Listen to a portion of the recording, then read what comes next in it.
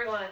Thank you so much for being here tonight for APRICITY, our fall showcase of the summer research completed by one of the most passionate and visionary students I have had the pleasure of mentoring. It is a joy to welcome you into this space where artistic expression meets research and where access meets imagination. If you've followed our ongoing project, Harmonious Inclusion, you'll know that this work stems from a simple yet radical question. What would it take for musical theater to truly belong to everyone? Not just in theory, but in form, in practice, and in experience. This summer's project expanded on that vision. We didn't aim to create a single performance or product. We aimed to build a conceptual blueprint for inclusion. Together, we explored how dance, music, sign language, storytelling, and even silence could communicate across the barriers of hearing and sight. We studied access not as an afterthought, but as an artistic opportunity. Tonight is not about showing you a finished musical. It's about inviting you into a living laboratory of accessibility where form follows empathy and creativity follows justice. To my student researcher and collaborator, Audrey Clark, your resilience, your artistry, and your relentless curiosity have brought this work to life. I'm so proud of the courage it took to pivot from a project that faltered to one that flies. That's what research is. That's what theater is. That's what inclusion must be. Thank you again for being here and for witnessing this work in progress of possibility. And let the warmth of apricity remind us that innovation grows strongest in unexpected seasons.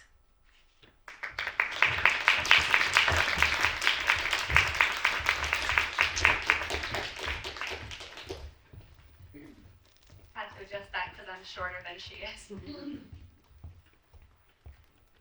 All right. Hello, everyone. And thank you, Francesca, for that introduction.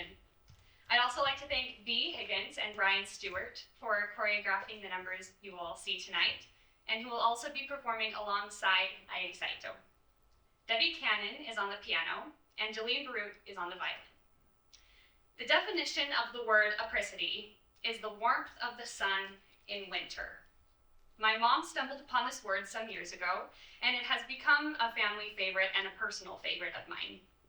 I believe that it puts rather poetically the feeling of hope, of being seen, noticed, and loved, all of which drives the heart of this project. Now, for just a little bit of backstory, I studied ASL for 3 years and instantly fell in love with both the language and the culture of deaf people. This was around the time that I found myself falling in love with musical theater. It struck me that those with deafness and blindness don't have the opportunity to experience musical theater the way that I do.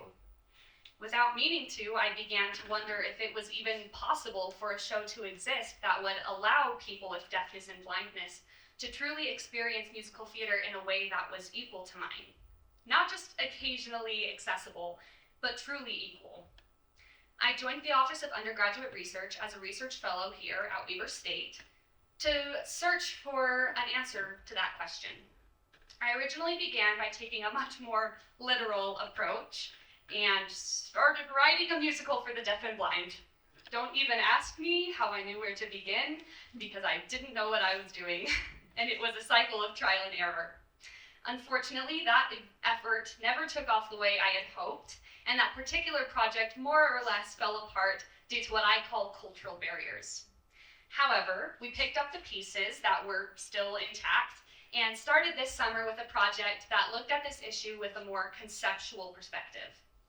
And that is what we are presenting to you today. This evening, I would like to showcase a concept, the idea, the outline of what a fully accessible musical could be. I want to make it clear that we will not be performing a musical production. We will not be performing a ballet. We will not be performing a piece of deaf poetry. We will not be performing an excerpt of audio description. Rather, we will be performing samples of formats, using methods from each of these art forms that could be inserted into any production with the intent of making it more accessible to those with hearing and seeing disabilities. In order for this showcase to make sense, there is a simple storyline behind the pieces we are showing you tonight to make it easier to follow along, but this is not a fully formed piece of musical theater. We wanted to keep the plot open enough that anyone could take our concepts from tonight and implement them into another piece of theater without too much difficulty. I will explain each of the concepts in more depth before we share the pieces with you, but first, here is the general plot that will be running through the pieces tonight. A dancer, hearing, getting ready to jump into their career, suddenly has a traumatic accident that damages their hearing. They know that they are going to soon be completely deaf and are terrified that they will no longer be able to dance and follow their dream of being a professional dancer. They then meet another dancer, deaf. This dancer teaches them that the deaf community is something to be proud of and cherished. They teach them that they are not losing a piece of their identity, but rather they are gaining a new world of culture, language, communication, art, community, and a whole new piece of their identity. And that their dancing is not going anywhere. And before I get too ahead of myself, I would like to invite any and all of you to take the opportunity at any time to perhaps subject yourself to a disability of your choosing, either by plugging your ears or closing your eyes whenever you'd like, in order to see what it would be like to experience any of these pieces as if you were someone with blindness or deafness. With that being said, the first piece we will be showing tonight is a tap number, performed by Brian Stewart and Ivy Saito, choreographed by Brian. This piece takes place immediately after the two dancers meet, and our deaf dancer decides to demonstrate, or rather convince, the hard of hearing character that dance is the universal language. This is shown through echoing. One person taps, the other person understands and taps back. They can have a whole conversation through tap dancing, not a single word spoken. This piece is fully accessible to the blind, who can hear the tap conversation happening and further use the help of audio description to fill in the gaps. Fully accessible to the deaf, who can watch the dancer's body language and feel the beats and stomps on the ground through vibrations. And fully accessible to the seeing and hearing. We will not be featuring audio description for this piece tonight, but it would be ideally available for those who need it in other productions. For this piece, Brian will be portraying our deaf dancer, and Ivy will be portraying our hard of hearing character.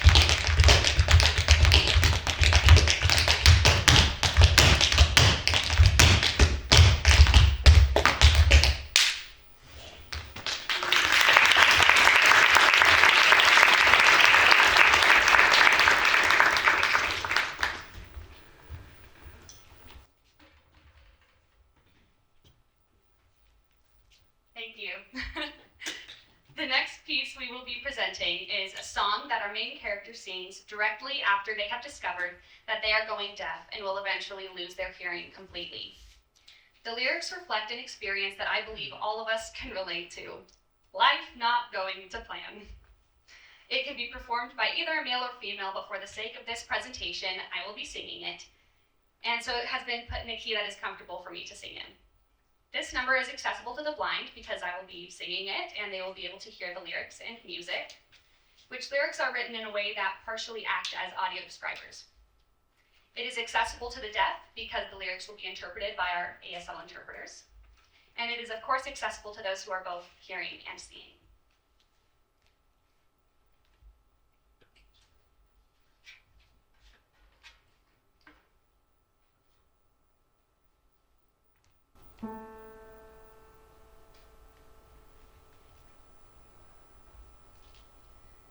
Under the lights, my feet touch the stage. Under the lights, adrenaline fills my core and bursts right out of my face.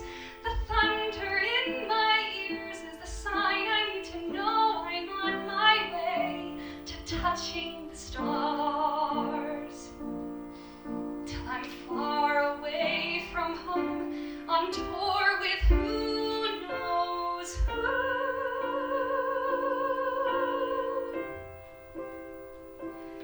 Out in the dark, an audience awaits.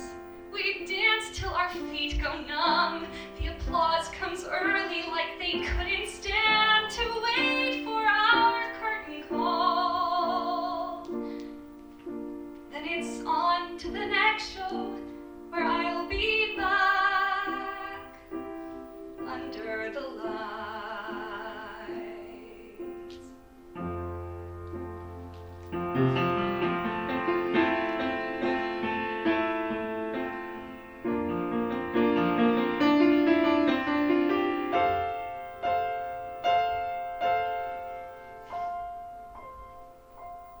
Under the lights,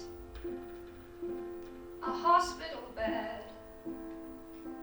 The doctor says, sorry kid, it's definite. He says, I'm going deaf. The stillness in my ears is the sign I know that what he said is true. And I'll be waiting for a lifetime to come home.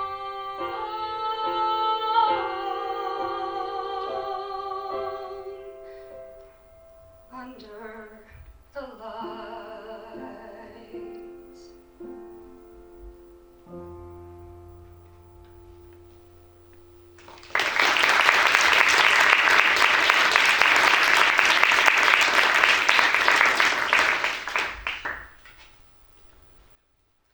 The last piece we will be presenting is what I call the Dream Ballet.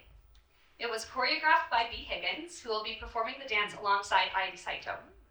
This piece takes place at the very end of the story, when the deaf character symbolically takes our hearing character into the deaf world as they lose their hearing completely and experience deafness for the first time.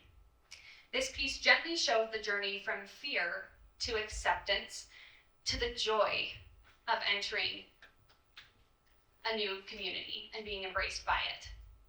As we watch this piece, you will also hear audio descriptions by me of the dance happening on stage. Obviously, in other circumstances, only those with blindness would be offered the opportunity of having live audio description. But I thought it would be fascinating to show our whole audience tonight what it is like to have that audio description going while watching a production. Along with that, I wrote this piece specifically without lyrics, so that the audio describer would not have to pause and wait to give descriptions between lyrics. The audio describer is free to describe at any time during the piece, giving the opportunity for more poetic language and putting more thought and beauty into the visual descriptions for those with vision loss. These details make this piece accessible to those with blindness because of the audio description as well as the instrumentation. It is accessible to those with deafness because of the storytelling techniques found within the dance, as well as the poetic sign language found throughout the piece. and accessible to those who are hearing and seeing. For this piece, B will portray our deaf character, and Iety will again portray our hard of hearing character.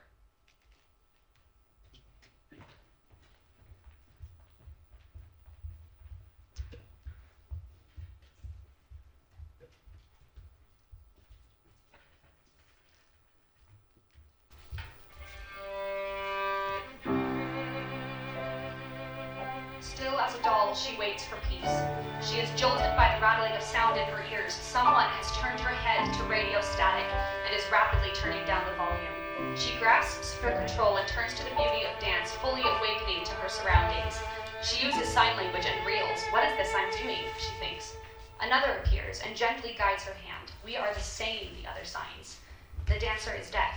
They dance together in trust. The deaf dancer beckons her to watch and follow, then floats lightly across the stage in dance, and explains that the music is inside her. She understands and follows the deaf dancer across the stage, taking in this new experience inside.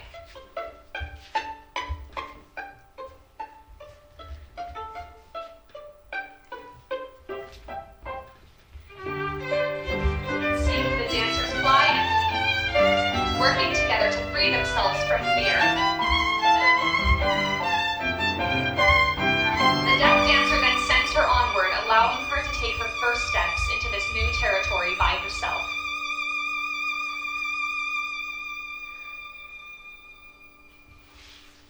She is not afraid anymore and embraces the world around her.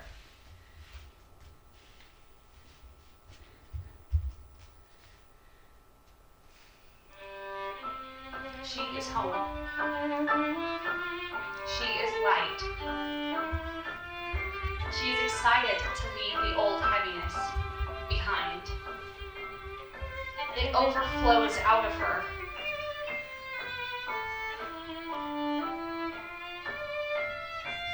She is alive here.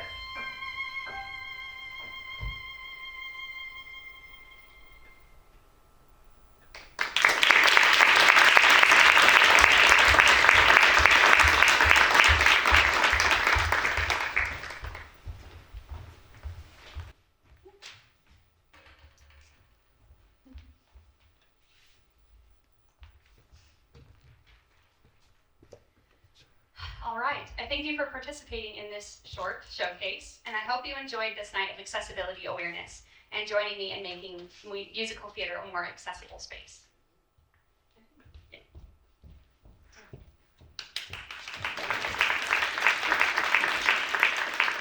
We're now in a question and answer session. I will be facilitating as we have pre-planned questions for our creative team, and then we'll open the floor up to you for any curiosity that you have. All right. Okay, so our first question is actually for our guest interpreter, and I wanted to know if you could speak to the code of ethics that you follow as interpreters, and also explain to our audience why we see 3 of you here tonight. Absolutely. So as with any other profession, doctors, lawyers, any other profession, we're bound by a code of ethics that guides the work that we do as ASL interpreters. And the primary piece of our work is focused on message clarity. So we want to make sure that the message is coming across to both the deaf participant and the hearing participant as clearly as possible. So in order to do that, as interpreters, as you can see that they are working very hard over there, there's about 7 different processes that are happening cognitively for them to be able to interpret what is happening today on the stage. And so to be able to interpret and to listen and answer questions on a panel is similar to trying to pat your head and rub your stomach at the same time. They're very different cognitive processes. And so that's why we have separated our roles this evening to ensure message clarity for everyone in attendance. Thank you, Mia. Second question is on accessibility in design. So can we elaborate on considerations such as lighting for accessible performance, how lighting designs support both deaf and blind audience members, and what are some common adjustments that the theater can make to improve access? Thank you. So I want to applaud Audrey for the work that you've done so far in thinking about accessibility and how to make things more accessible. And as we continue to think about live performances, considering the way that the lighting works, so for example, during the tap number, could there have been some flashing lights to show us the sound that is happening on stage? Being considerate of all of the different viewpoints from around the room and where someone might sit in order to be able to both see clearly and for those who are using audio description, be able to hear clearly everything that's being accessible. So being mindful, again, not as an afterthought, but as you are developing, as you started on this journey, Audrey, to be able to incorporate all of those elements as you're developing the pieces and not just tacked on at the end is really critical in making sure that it's accessible to everyone. This one's for Audrey. One of the goals of this project was not to tack on accessibility as an afterthought, but to weave it into the artistry itself. From your perspective, what were some of the most exciting discoveries about how access can enhance rather than limit creative work? Yeah, so it's something that I've had to, it's a whole mindset change of, usually when you're just writing a musical, you're thinking about what is the biggest spectacle that I could possibly do. But when thinking of accessibility, you have to take a deeper look into, okay, what does this design, what does this lyric, what does this piece of music, how does it enhance someone's experience of understanding what's going on? Is it just there as sprinkles on top, or does it actually have a meaning and a purpose? So that's something that I've had to think about more when writing these things is looking at everything and going, okay, what is the purpose here? And if it doesn't have a purpose, how can I make it more purposeful? And that alone adds so much more meaning and layering on top of the story and on top of the storytelling. And I think thinking about accessibility and being intentional in those ways can enhance any artistic process. Follow-up. What were the greatest obstacles? Kind of in a similar vein, the fact that you can't always have those sprinkles on top. I've had chats with my other mentor, Andrew Lewis, who's sitting over there, in this same kind of project about how sometimes we want to add things in and we go, okay, well, so if we add a strobe in, then suddenly the interpretation gets pretty hard to watch because there's a strobe light going and other things like that. So sometimes when you think that an element, maybe you even think it's crucial to it, you have to sit back and go, okay, is this actually needed, and is this actually going to enhance the production, or is this going to detract from it? And sometimes it feels like you have to pull back from things, which can be a bummer, but then you end up finding other things that make it, again, more accessible, which is the goal here. And so kind of the same thing, well, it's a double-edged sword, yeah. This next question is for our choreographers, B. Higgins and Brian Stewart. Brian and B, what were the considerations you made in approaching choreography for this specific type of production? And also, what were some of the challenges you faced? I would say one of the hardest things, or one thing to I had to keep in mind was I am very Broadway tap, that's what I'm more trained in. So trying to make it more rhythm centric so that everyone could experience hopefully you felt what was going on, as opposed to where Broadway types more light and airy, I couldn't just rely on what I knew. And then one of my challenges I faced when trying to make it accessible and not having the music was communicating with my with Ivy, the other dancer, when we were gonna start on beats and how we were gonna figure out, rather than just blurting out a 5, 6, 7, 8. So that was interesting, using we had to use breath, and we used our feet itself. So those were the things that I did. I think for the Dream Ballet, since it was so rooted in sign, and we wanted it to be very clearly sign language, but also dance, you can't really do you can't sign while doing a pirouette, so you have to kind of compromise there. I definitely wanted to originally I thought that I was going to make it more dancing, but as we went on, we found it was just so much clearer with the storytelling when it was more rooted in sign. And it muddied the storytelling to do too much dancing versus focusing on clarity, like you were saying. So yeah. Can I put you on the spot and maybe have you demonstrate why like pirouettes and maybe like some improvised dance would differ from what we saw here tonight? You or Irie or Brian. You can say no. What do you want to see? I just want to see like some improvisation for those who might not know what pirouettes are, to know why that might be inhibitive of understanding gesture. Sure. Cool.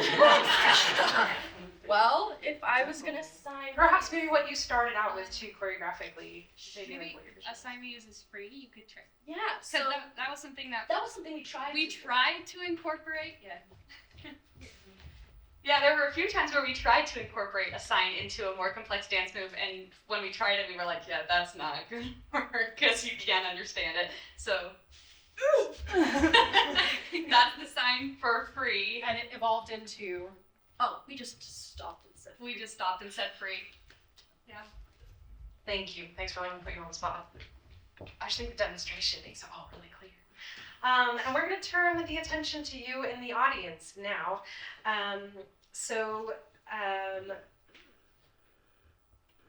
For those of you who may have experimented tonight with closing your eyes or plugging your ears, what did you notice? And how did it change the way you experienced the work? Did anyone try? Yes? Any thoughts? Yeah, Carson, thanks. I think I don't need. Okay. Thank you. I think it definitely allows a different kind of attention. You know what I mean? You find yourself activating new kinds of more imagination as you're appreciating the piece, and I think that's really good for this concept because it allows our brains to be activated in a similar way, but a very different way, and I think it's really beneficial to what you're working on. Any other thoughts? Right here, good. Hi, Kiki. So I closed my eyes for a little bit while they were tapping, and it just actually made it even more special. Like, don't get me wrong, I love seeing you guys doing it. I feel so lucky for that, of course, too. And your facial expressions are immaculate as well. But hearing the sounds and just really being able to focus on that itself did make it special to me. I've been watching rehearsal videos. I've been watching them rehearse all afternoon, and I thought, okay, this time we gotta play with this. And I was kind of heartbroken that I didn't get to watch the final version, and it definitely opens up some, heightened imagination tools in the brain. Lovely. To you all as well. What did you think of being able to hear the audio description, and how did it feel to not have a choice of whether or not to hear it? What effect did that have on your perception of the performance? Did you enjoy it? Did you wish it wasn't there? What are your thoughts? Yes, Emma. Okay, sometimes when I'm watching dance, I know there's a story behind it, but sometimes it gets lost and I don't know what's going on. But I thought like it was so cool having audio, the audio description with the dance, because I'm like, oh my gosh, this makes so much more sense. I was just like, not that I'm saying I didn't understand the dance, but I'm saying like it opened a whole different creative world that I wouldn't have ever noticed if I would have just watched a dance. Mm-hmm. Any other thoughts? I found the audio description especially poignant during when music disappeared. So we lost that element of being able to hear as well. And with dance being such a physical art form, losing, because I also closed my eyes during the end, so when the music disappeared, I also closed my eyes. And getting to just hear it, I could still see it and I could feel it. And I loved the choice to leave it more poetic because it made you focus on it again in a different way. You weren't just hearing something, you had to imagine, you had to feel, and you had to see it just in a different way. Any other thoughts?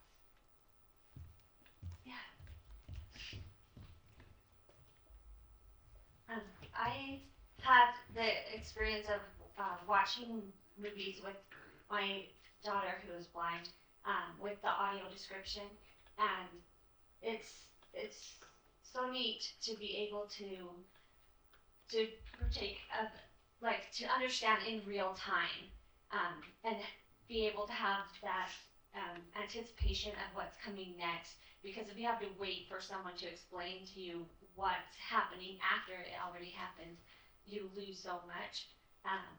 And like she said, it enhances it even for people who can see as well. So I really enjoyed it. Thank you. Any other thoughts? I always love the breath. I love to hear breath. Okay, this is a question on culture. What themes and images did you notice about culture, deaf culture and blind culture specifically, and what messages stuck out to you that you will take with you from this showcase? What messages did each of the pieces share?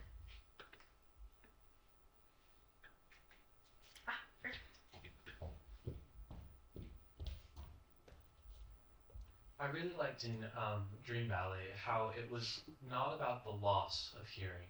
I think it was really imperative to describe the joy of the deaf experience. I remember in high school taking ASL classes, and a huge thing that was talked about is that being deaf is not a loss. It's not a disability. It's just a different perspective in seeing the world.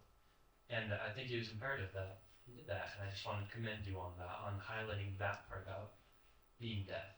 And then I also have a question, just more on kind of, it's in the realm of deaf culture. With the different grammatical structure of ASL, did you find any challenges in writing script in that way, or was it a consideration? Just what are your thoughts?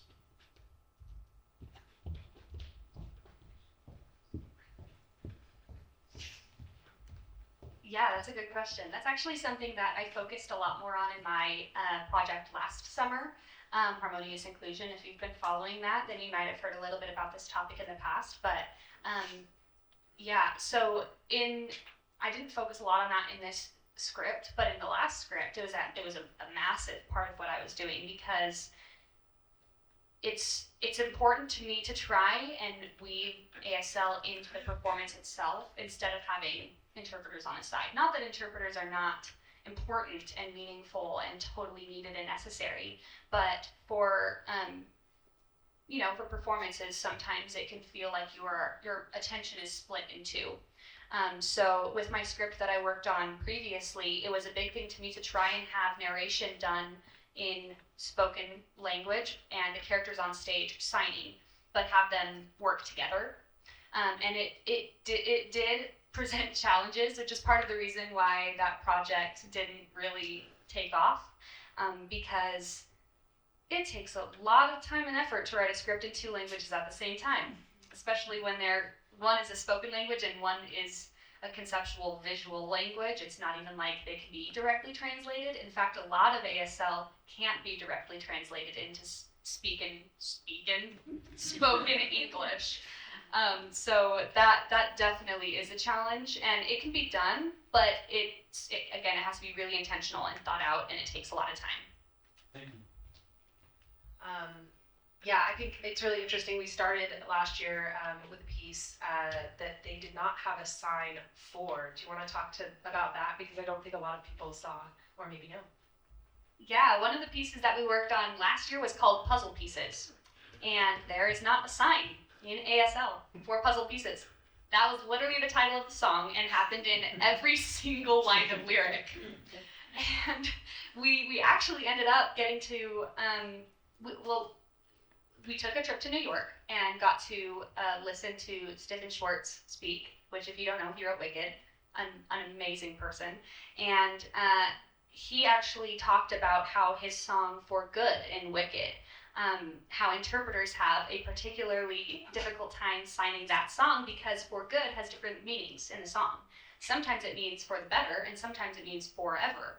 And so that was something that we had to work with Puzzle Pieces was, first of all, how do we come up with a sign? And another thing in that song was that phrase, similar to for good, had different meanings throughout. Sometimes it meant the puzzle pieces of my life, and sometimes it meant the puzzle pieces of a different, anyways, I'm not going to explain the whole song, but similar to For Good, it has different meanings. So not only finding a sign that works for it, but figuring out how to morph that sign into the different meanings that it needs. And I might also ask Amelia to talk about presence of interpreters on stage, and again, expanding a little bit on code of ethics, when a performer can be signing, when they need someone to the side of them signing, and when we need to have these wonderful interpreters to the side. Can you tell the audience about that? So, and I think you made an excellent point about just expanding on your response, the song for good, right? Just like puzzle pieces, that you do, because ASL is a different language than English, right? Which is why, again, we have multiple interpreters, because you're cognitively doing a lot of different work. And it's interpreting the meaning of what is happening, in addition to not just the word, but the concept behind it, which is a lot of work that the interpreters are doing. As far as the placement of interpreters on the stage, whether they are to the side, whether they are standing next to the actor, a lot of that is an artistic choice. A lot of it is because quite often interpreting is an afterthought. And so, not to say that it was in this case, but most of the time when I'm interpreting performances, interpreting has been added on at the end of a show to provide accessibility, which we absolutely commend and applaud, rather than starting it from the beginning. So there's a different type of interpreting called shadow interpreting, where the hearing actor and the deaf actor are on stage together and almost act as one, so that one of them is using their voice and one of them is using their hands to portray the actor's information.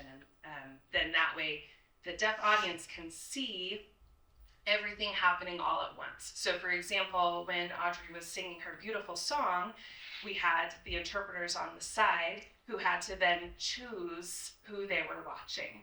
So another element of, could interpreting be incorporated? Could the interpreter have come and stood next to you?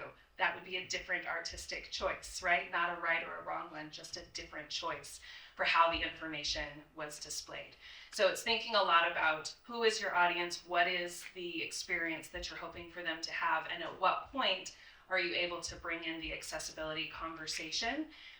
And I've also worked in spaces where, because of the way that the stage is set up, because of the lighting, it's just physically not even possible. If the lighting is fixed and you cannot put a light on an interpreter if they're in this space versus that space, then to have them over here in the dark does us no good. And so it's thinking about all of those elements from the beginning and working collaboratively together to make sure that that artistic piece is represented in the best way possible, knowing that there's a lot of components behind the scenes.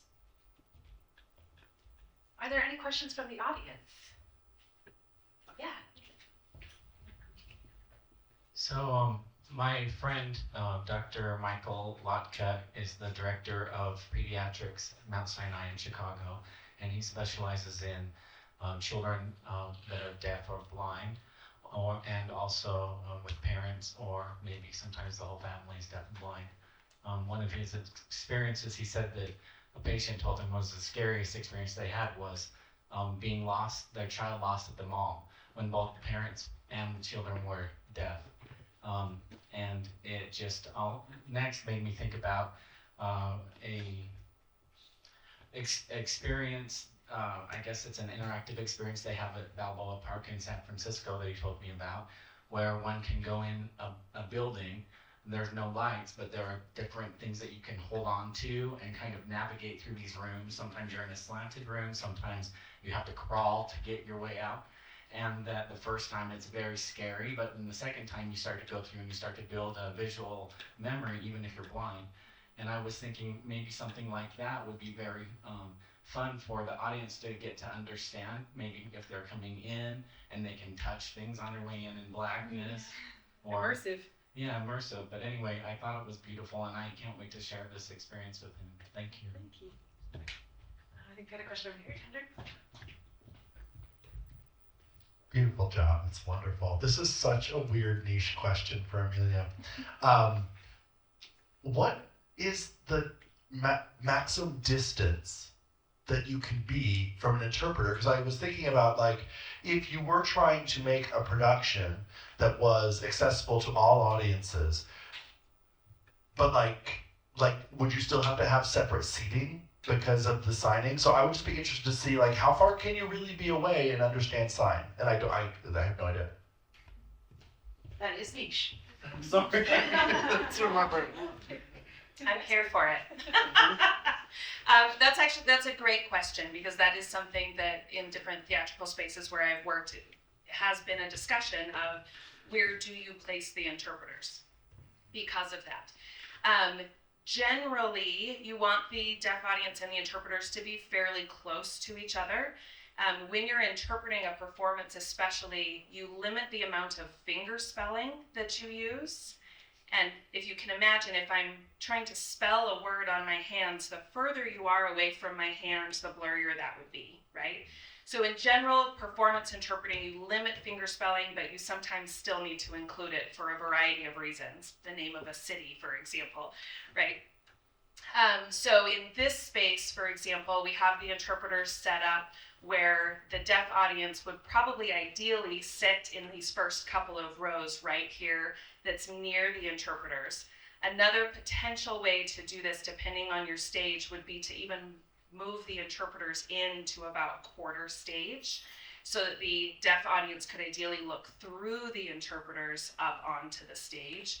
So again, if you're thinking about sight lines, but for me to be this far away from a front row, it would be challenging probably for the individuals to be able to see me very clearly. Again, depending on lighting, also considering you may not know who your deaf audience members are and their visual ability as well. So it's a tricky thing to kind of navigate. I've worked with some deaf patrons who prefer to have an assigned seat. I will sit here, the interpreters will sit here, so I can know exactly where I'm meant to be. I've worked with other deaf patrons that prefer to sit where they want to be, and they will then navigate the interpretation on their own. So we typically set it up at about this distance, in about this setting, but there's lots of ways that you could imagine it. Yes, absolutely. And then we'll go right. We got time. Okay, so this is kind of for everybody on the channel, but after working through this little setup, which was absolutely beautiful, by the way, do you feel like this is something that could be produced on a larger scale? Not like huge, but something that could be produced on a larger scale.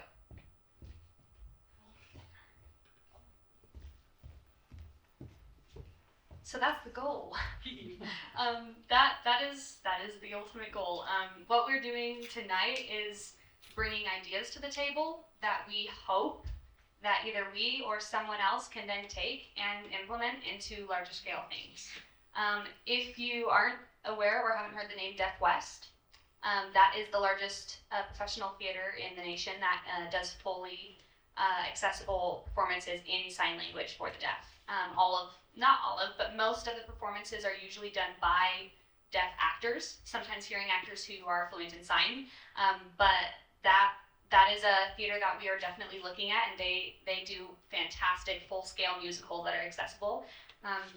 But yeah, we are definitely hoping to take what we have done tonight and expand it and make it into something that is more fully produced. And when we spoke with Deaf West last year, they were lovely. But what we realized is that they're interpreting musicals that already existed that weren't written with the intention of being fully accessible. So I do think that what Audrey's doing here is a completely different ball of wax that takes so much more intentionality. Not only is she writing a script, composing a score, but with a Dazzle, who is a Director of Artistic Sign Language and fluent in sign, oftentimes a licensed interpreter as well, but not always. We're doing a physical score. So that there's so many layers to this work, and I think what would set Audrey's work apart specifically is that from origin, it has this intent of accessibility. Mm-hmm. So, this is also for anybody on the panel, but kind of more directed to Audrey and the interpreter. How did you handle, you mentioned names of places and how we want to avoid fingerspelling. And I remember hearing sometime in high school that there was a subject of like name signs. who has the creative decision? Because I know that that's kind of a cultural like turning point with deaf people and deaf culture is name signs. So how did you guys decide that?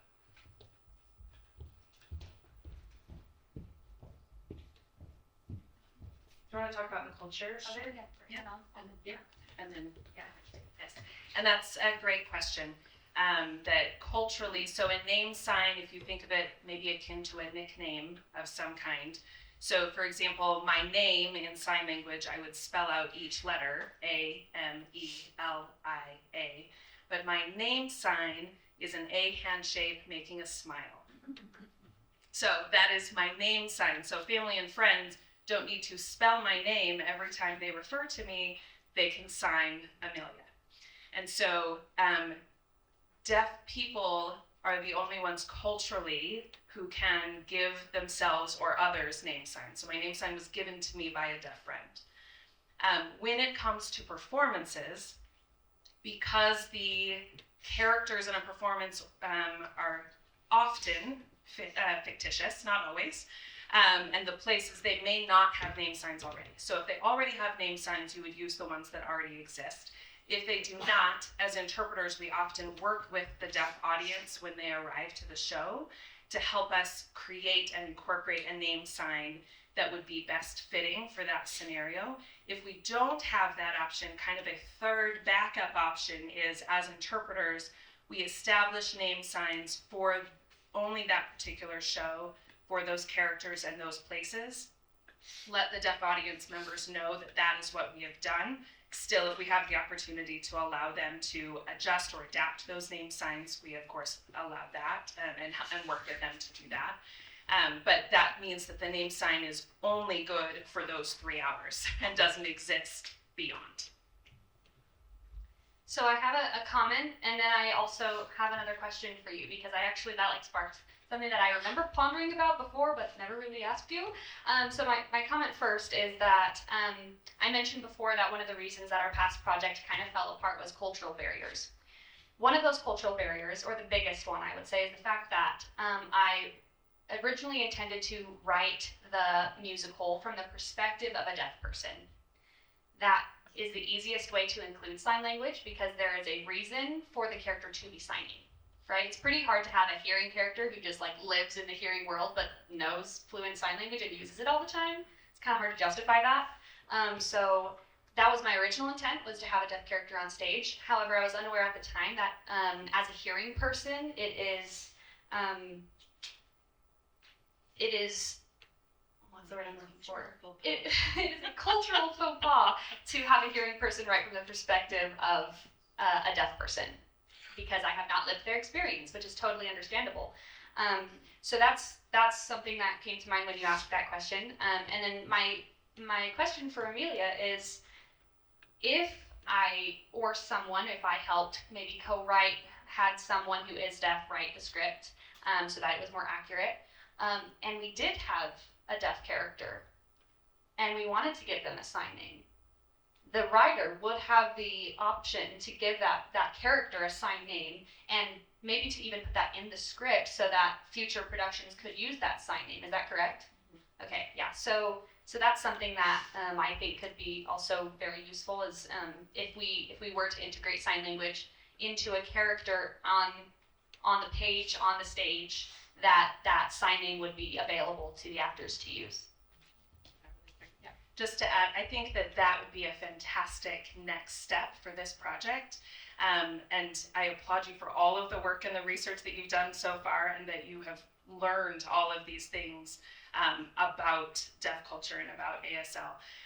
And bringing in a deaf actor, a dazzle, a blind actor, others to come in and help create that alongside you, right? And letting them take the lead is absolutely the next step forward for this project. So I applaud you for coming to that recognition, and I think that's a wonderful way to move forward. I think we have time for 1 or 2 more questions. So Jonah? So you mentioned a lot of accessibility for the deaf or the blind, but have you thought about how you might be able to include accessibility for deaf blind individuals who have limited hearing and seeing abilities? And have you thought about possibly like vibration designs for like more of that feeling, or like the use of bass tones? I had an idea about this last year when we were researching, so can I take this one? Absolutely. Yes. So we had the luxury of speaking with some really brilliant people in the field of accessibility and of sound design. So when we were working with the Utah Symphony, they said the simplest way to allow access for those who can't hear is by providing them with a beach ball. Because beach balls are really conducive for receiving vibrations, so you can actually feel the music, which is very cool and also kind of budget friendly. So, yeah, what fun to play with after. So that's one option. But then we were also looking at the sound shirt, which is a design and it vibrates in different areas of your body, specifying. Like bass tones will happen in the torso, soprano violins maybe up on the shoulder, cello maybe, I don't know, chest. So it's kind of a cool way to experience the sound through vibrations in very specific parts of the body. And I thought, wouldn't it be cool if we engineered something that was like that for the blind, or for the deaf specifically, but also if you are deaf and blind, we spoke to what was the name? The Tom Hanks interpreters, and they said that if you are interpreting for someone who is both deaf and blind, you're going to have multiple interpreters working around you. So they're going to be doing the blocking on your back, telling you essentially this becomes your stage. So they're dancing this way. Right? This person's talking, so they're going to sign on this hand that person's speaking, and this hand is someone different. It might be leads, it might be ensemble, so it's that call and response. And I thought, what if we got the sound shirt to kind of do that, and if it was like a full body experience? So like the blocking was happening through vibrations or through pressure, and if you could program those garments for each show, how cool.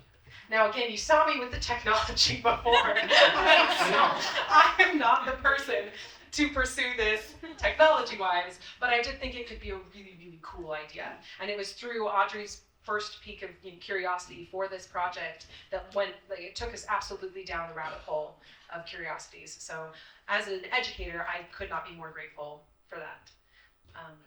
Are there any other questions? I just have one comment to make. A couple of you have talked about blind audience members and blind performers, and we have focused a lot on deaf individuals, but I'd like to just speak for a second on deaf performers and deaf individuals in the audience, blind individuals.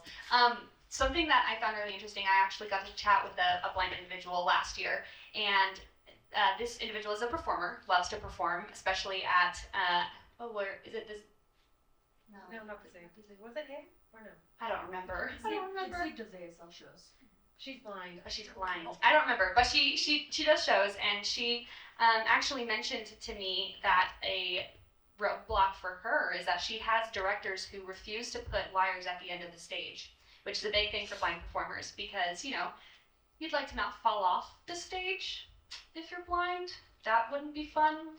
And that's a big thing that she told me was that that she had directors actually refuse to do that for sake of design or even for no reason at all. And so bringing accessibility not just for the audience members but for performers on both ends, for deaf and blind, is huge as well, because we're not just here to make professional theater, but theater is for everyone, and it doesn't have to be at the professional level. It can be local, it can be regional. So that's something we're looking at. And also the fact that they still have to navigate backstage. If any of you have worked backstage in a show, whether you're a techie, whether you're an actor, navigating backstage can be chaotic. There's set pieces and there's props and there's people everywhere. And so being able to either have someone guide a blind individual backstage or have them navigate backstage beforehand, get to know where things are so that they can navigate on their own, is huge. If you just throw a blind individual backstage and say, hope you find the stage, that's not ideal. So that's something that I wanted to just say too for a second. So in conclusion, I just want to say very big thank you to many people. And in case I forget, can I borrow someone's program? Great. You are very kind, sir. I'm terrible at this. You know, you start, right? And then, okay. So, firstly, special thanks to the performers who made this possible and the choreographic team, Brian Stewart, B. Higgins, and Heidi Saito. We could not have done this without you. To our wonderful musicians who just elevated everything here. It was such a privilege, and with one day of rehearsal, phenomenal work, you two. Thank you so very much. To the entire team at Deaf Services, wow. I mean, it's been a year since we met with Amelia first, and that initial research took us to New York to present at the Musical Theater Educators Alliance in January, which was very exciting. But you have just absolutely catapulted everything that we've done. Thank you. And for the incredible team of interpreters who are here tonight. We've been in discussion for a few weeks about how we could bring maybe 3 people to be here this evening, which is not easy to do, but so beyond grateful for your time and talent and expertise. To Dean Deborah Uman, who is here tonight, thank you so much for your constant support of all of these research endeavors. We've received over $7,000 in grant money for this project over the past year and a half, which allows us to pay the artistic team who you see up here this evening, and including Kenneth Plain, who has been the composition mentor for Audrey Clark this summer, as well as for Andrew Barrett-Lewis, who just, the man has done everything. Not only has he been a constant resource for Audrey and myself as a fellow faculty member, but he is also responsible for bringing us sound and microphone and for documenting this project tonight through film, so Audrey's mom can see it, her #1 fan. I'd also like to thank Jessica Greenberg, who is our wonderful chair of the School of Performing Arts, Chris Fillion, who is in the booth and is our wonderful technical director, very thoughtfully designed all the lighting, taking into consideration lighting for the interpreters as well, and Allison Murray's up there as well, who helped kind of change the opening wash, which was very purple and white, and I was like, oh, it's a Reaper, yay! So super wonderful that they're here, and then I want to thank Jim Craig, Corey Lamb, and Evelyn Walter, who are the Browning Center point people. They have done everything to help us reserve this space and to make sure everything ran smoothly. And then finally, I would like to thank the Associated Artists of the Theater.